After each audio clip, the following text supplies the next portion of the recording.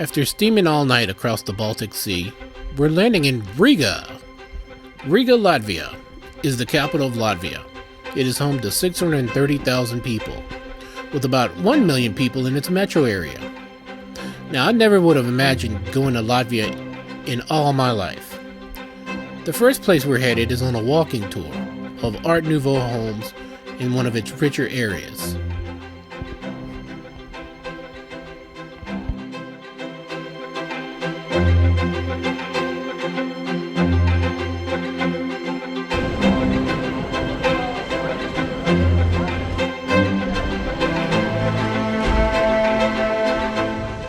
$1,000 a square foot or so. What? Yeah, that's crazy. That's crazy, yeah, but it's.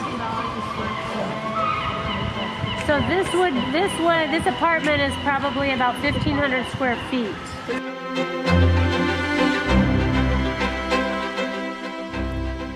Art Nouveau.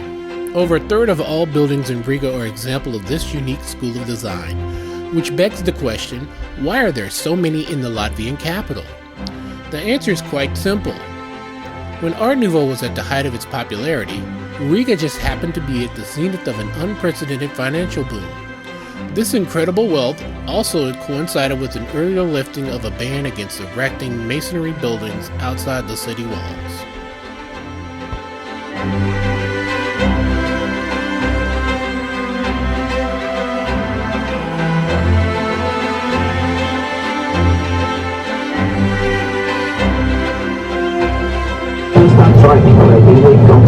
The big, very beautiful building on the left of Riga, it's a new library. It had an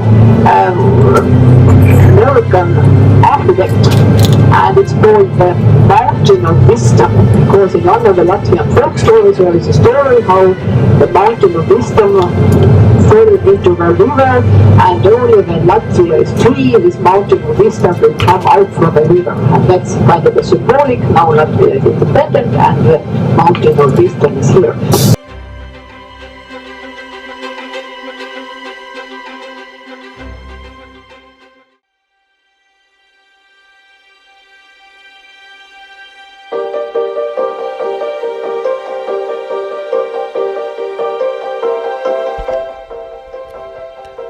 We're now in Old Town, and coincidentally, it is also the Day of Sadness, also known as Commemoration Day.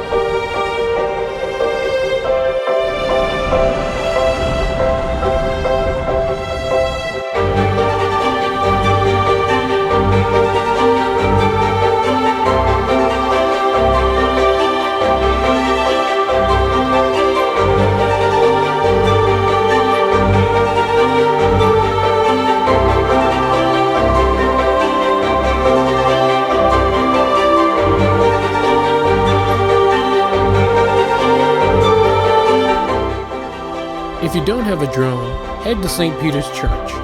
There you can get a magnificent view of all of Riga. You can get some great panoramic pictures, as well as 360-degree videos and camera stills.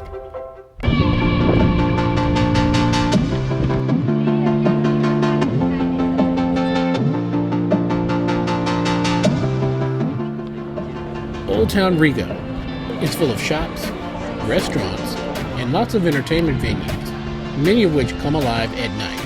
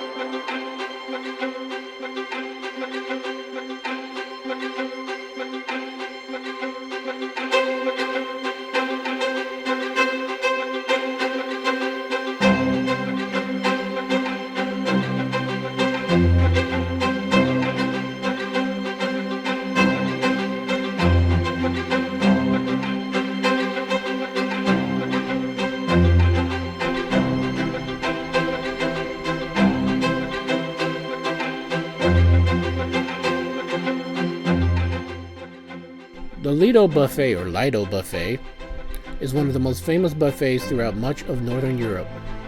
They have everything from German dishes, Scandinavian delicacies, and Latvian treasures. It's pretty reasonably priced, it's cafeteria style, there's lots to be had in pretty much everything for any palate known to mankind.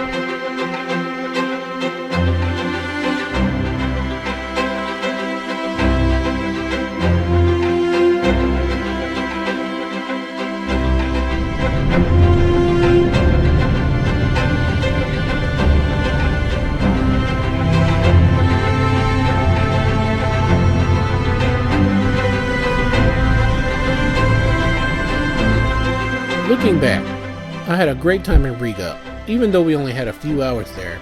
I look forward to going back one day. If it's not on your radar, I suggest you put it on there.